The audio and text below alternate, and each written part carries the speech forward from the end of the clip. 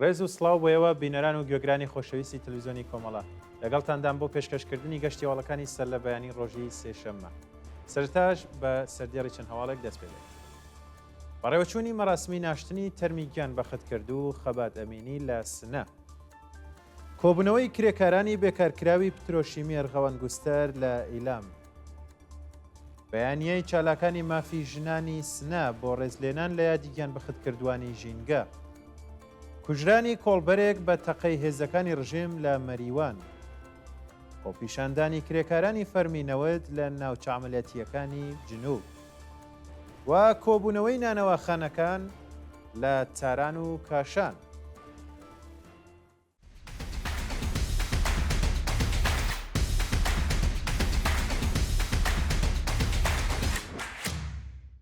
ڕێوەچوونی مەراسمی ناشتنی تەرمی گیان بەختکرد و خەبات ئەمینی لە سنە.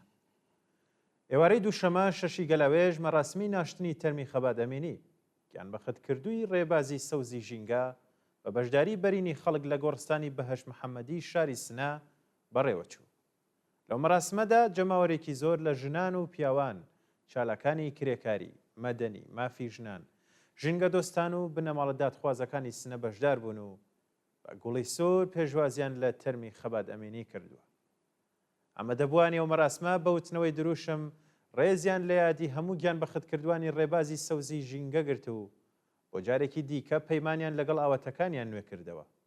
شایانی باسەکە نیوەڕۆی دووشەمە مەراسمی ناشتنی تەرمی چیاکۆ یوسف نژاد و بەشداری بەرینی خەڵک لە شارۆچکەی حەسەن ئاوا بەڕێوەچوو. کۆبوونەوەی کرێکارانی بێکارکراوی پترۆشیمی ئەرغەوان گوستەر لە ئیلام. کرێکارانی بێکارکراوی پترۆشیمی ئەرغەوان گوستەری ئیلام ڕۆژی دووشەمە شەشی گەلاوێژ لە بەردەم وستانداری ئیلامدا کۆبوونەوە. کرێکارانی بێکارکراو بە کۆبوونەوە لە بەردەم وستانداری ناڕزایەتی خۆیان لە ئاز بڵاو نەکردنی ئاکامی ئەزموونی دامەزرانی فەرمی کرێکاران، ناڕوونی دۆخی پیشەی و بەکردەوە دەرنەهاتنی بەڵێنی بەرپرسانی دەوڵەت بۆ گەڕاندنەوەیان بۆ سەر کارەکانیان نیشانداوە. بەیانیەی چالاکانی مافی ژنانی سنە بۆ ڕێزلێنان لە یادی گیان بەختکردوانی ژینگە. چالاکانی مافی ژنان لە شاری سنە لە بەیاننامەیەکدا ڕایانگەن. حەمید مرادی، خەبات ئەمینی و چیاکۆ یوسفی نژاد نەک تەنیا لە ئاگری سوتێنەری سروشدا بەڵکو لە بڵێسەکانی بەتینی بێتەفاوەتی ناوەندە دەوڵەتیەکان کە ئەرکیان پاراستنی گیانی خەڵک و نیشتیمان بوو سووتان و ئەوان تەنیا نەزارەیان کرد. گیان بەختکردنی کاک حەمید و هاوڕێکانی بەڵگەیەکی دیکەی شکستی ئەخلاقی و کردەوەی دەسەڵاتێکە کە بە بەردەوام نیشانی داوە گیانی خەڵک و پاراستنی سروشت هیچ بایەخێکی بۆی نییە.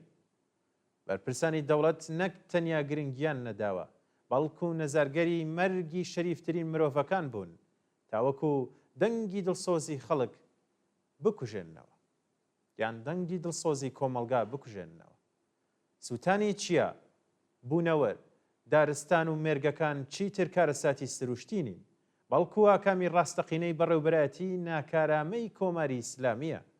کاتێک کەس و یان کاتێک کەس وەڵام دەرەوە نییە، کاتێک ئیمکاناتی خۆپاراستن و دامرکانەوەی ئاگر دابین ناکرێت، واتای چییە؟ تابەکەی ئەبێ خەڵک بەدەستی بەتاڵ ئەرکی بەرپرسانی دەوڵەت لاستەوە بگرن. ئەی دەور و نەخشی ئەو هەموو ڕێکخراوە حکوومەتیە کە بودجە وەردەگرن چییە؟ داواکاریەکانی ئێمە ڕوونە. حکوومەت ئەبێ ئیمکاناتی پێویست دابین بکات و تیمی سپۆر بۆ کۆنتڕۆڵکردنی ئاگر پەروەردە بکات. بەڕێوەبەرانی حکوومەت دەبێت داوای لێبوردن لە خەڵک بکەن. خوێنی کاک حەمید و هاوڕێکانی ون نابێت تا ئەو کاتەی بەرپرسانی حکوومەت خۆیان لە ئاز ئەو بارودۆخە بەرپرسیار نەزانن. کارەساتی لەو شێوەیە دووبارە دەبێتەوە. کوژرانی کۆڵبەرێک بە تەقەی هێزەکانی ڕژیم لە مەریوان. شەوی یەکشەمە پێنجی گەلاوێژ کۆڵبەرێکی خەڵکی مەریوان بە ناوی هێمن دانش بە تەقەی هێزەکانی ڕژیم لە سنووری ئەو شارە گیانی بەخت کرد. بە پێڕاپۆرتی کۆڵبەرنویس، هێزە سەرکوتگەرەکانی حکوومەت لە سنووری هەنجیرانی مەریوان کۆمەڵێک کۆڵبەریان داوەتە بەردەستڕێژی گولە و لە کامی ئەو هێرشەدا کۆڵبەرێک بە ناوی هێمن دانش گیانی بەخت کردووە و تەرمەکەشی ڕەوانەی پزیشکی دادکراوە.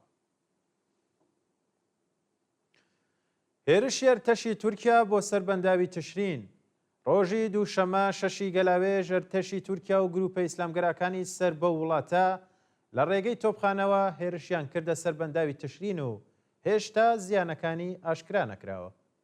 بە پێڕاپۆرتەکان بە دوای چەند مانگ ئارامی لە سنوورەکانی ڕۆژاوای کوردستان و تورکیا ئەرتەشیە وڵاتە و گروپە ئیسلامگەرەکان ئاگربەستیان پێشێل کردووە و بە هاوان و تۆپ هێرشیان کردوێتە سەر سەنگەری هێزەکانی سووریای دیموکراتیک، بەڵام زانیاریەک لەسەر زیانە گیانی و مادیەکان بڵاو نەکراونەتەوە. هێرشی پەهباتی بۆ سەر هەرێمی کوردستان. بەیانی دووشەمە شەشی گەلاوێژ بە پەهباد هێرشکراوەتە سەر ناوچەی ڕزگاری لە هەولێر و حەویجە لە کەرکووک، بەڵام هیچ زیانێکی نەبووە. بەوتەی مدیاکانی هەرێمی کوردستان هێرشە پەهبادیەکەی سەر ناوچەی ڕزگاری قاوەخانەیەکی کردووەتە ئامانج و هیچ زیانێکی گیانی لێ نەکەوتێتەوە. لە شارۆچکەی حەویجەش پەهبادێک لەلایەن سیستەمی بەرگری ئاسمانیەوە خراوەتە خوارەوە و هێشتا هیچ گروپێکیش بەرپرسیارەتی و هێرشانەی لاستۆ نەگرتووە. خۆپیشاندانی کرێکارانی فەرمینەوت لە ناوچەعمەلیاتیەکانی جنوب. ڕۆژی دووشەمە شەشی گەلاوێژ کرێکارانی فەرمینەوت شاغڵ لە ناوچەعمەلیاتیەکانی باشووری ئێران بۆ جارێکی دیکە دژ بە دۆخی خراپی پیشەی و مەعیشەتی خۆپیشاندانیان کرد. کرێکارانی بەشدار لەو چالاکیانە بە بەدەستەوەگرتنی پلاکارد و وتنەوەی دروشم خوازیاری وەلانانی سەقفی هەقدەست، وەلانانی ئەستەنگیەکانی بەردەم سەنەواتی خاننشینی، دابینکردنی ئیمکاناتی ڕیفاهی، پێدانی ئەو بڕەپارە لە ساڵانی ڕابردوو وەکو باز لەسەر هەقدەستەکانیان کەم کراوە، بەهرەمەند بوون لە دەرمانی خۆڕایی، کۆتایی هێنان بە دەستێوەردانەکانی دەوڵەت لە سندوقی خاننشینی پێرسونێلی نەوت و پەرداختی داخوازیە دواخراوەکانیان بوون. بانگرتنی کرێکاران لە شیرکەتی وەزان لە ئێرانشار. کرێکارانی شاغڵ لە شیرکەتی وەزانی ئێرانشار ڕۆژی دووشەمە شەشی گەلاوێژ دژ بە نەدانی هەقدەست دەستیان لە کار کێشایەوە و مانیان گرت. بەوتەی کرێکارانی ناڕازی خاوەنکار ماوەی 3 مانگە هەقدەستی کرێکارانی ئەو شیرکەتەی نەدا و کرێکاران و بنەماڵەکانیان لە دۆخێکی سەختدا دەژین. هەروەها بەهۆی نەدانی حەقی بیمەکانیان بە ڕێکخراوی تەئمینی اجتماعی تووشی کێشەی دەرمانی بوون و ناتوانن سەردانی ناوەندە دەرمانیەکانیش بکەن. کۆبنەوەی نانەواخانەکان لە تاران و کاشان. خاوەن نانەواخانەکان لە شارەکانی تاران و کاشان ڕۆژی دووشەمە شەشی گەلاوێژ دژ بە جێبەجێ نەکردنی داخوازیەکانیان کۆبوونەوە. نانەواخانەکان لە کۆبوونەوەکانیاندا خوازیاری وەلانانی سامانەی نانینۆ، پێدانی ئاردی دەوڵەتی، پەرداختی یارانە، دابینکردنی ئەو کارەبای 24 کاتژمێری، کەمکردنەوەی نرخی سوتەمەنی، وزە و کرێ دووکان و چوونەسەرەوەی هەقدەست و بەهرەمەند بوون لە دەرمانی بێبەرامبەر بوون. ناڕزایەتی کرێکارانی شاغڵ لە پرۆژەی دروستکردنی نەخۆشخانەی ئێرانشار. کرێکارانی شاغڵ لە پرۆژەی دروستکردنی نەخۆشخانەی 54 تەختی ئێرانشار ڕۆژی دووشەمە شەشی گەلاوێژ لە ئازنەدانی هەقدەست ناڕزایەتیان دەربڕی. بە پێی راپۆرتی حاڵوەش کرێکارانی ئەو پرۆژەیە ماوەی 3 مانگە هەقدەستیان وەرنەگرتووە و لە دۆخێکی نالەباردا دەژین. بەیانی دووشەمە کرێکارانی ناڕازی دەستیان لە کار کێشایەوە و داوایان لە خاوەنکار کرد داخوازیەکانیان جێبەجێ بکات. ناڕزایەتی بەندکراوانی زیندانی قەرچەک دژ بە ئیعدامی بەندکراوانی سیاسی.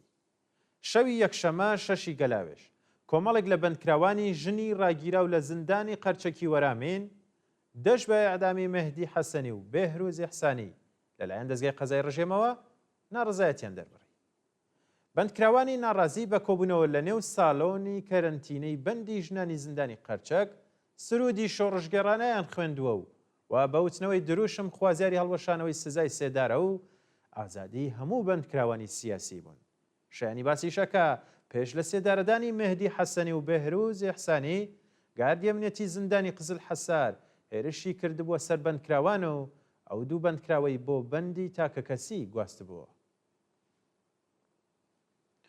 لە سێدارەدانی 5 بەندکراو لە چەند زیندانی ئێران لە ڕۆژانی ڕابردوودا حکمی ئیعدامی 5 بەندکراو بە تۆمەتەکانی پەیوەندیدار بە مادەی هۆشبەر و کوشتنی بەنقەز لە زیندانەکانی میناب، ئیسفەهان، مەڵایر و خوڕەماباد جێبەجێ کراوە.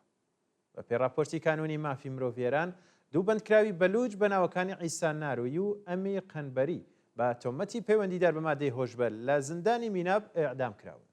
هەروەها سێ بەندکراو لە زیندانەکانی ئیسفەهان، مەڵایر و خوڕم ئاباد بە تۆمەتی کوشتنی بانقەز ئێعدام کراون کە ناسناویان بریتیە لە عەلی ڕەزا میر فەروغی و ئیسماعیل حاجیوەند و حەمزە مورادیە. دوایین هەواڵیشمان سەبارەتە بە کۆمەڵکوژی مەسیحیەکانی کۆنگۆ لەلایەن تیرۆریستانی داعشەوە. ڕۆژی شەمە 5 گەلاوێژ چەکدارانی داعش لە وڵاتی کۆنگۆ هێرشیان کردە سەر مەسیحیەکانی باکووری ئەو وڵاتە و وێ ڕای سووتاندنی کەنیسەیەک 43 کەسیان کۆمەڵکوژ کرد. بە پێڕاپۆرتی دەستگای هەواڵنێری فەڕەنسا، تیرۆریستانی داعش هێرشیان کردوە سەر کەنیسەیەکی مەسیحیەکان لە ئوستانی ئیتوروی و خەڵکیان لە کاتی نوێشکردندا کۆمەڵکوژ کردووە. لە کامیەوە هێرشە وەحشیانەیەدا 43 کەس گیانیان بەخت کردووە کە 9 کەسیشیان منداڵ بوون. بەڵێ بینەرانی خۆشەویست، گەشتیاوەڵەکانم پێشکەشکردن کات و ساتێکی خۆش بۆ هەموو لای.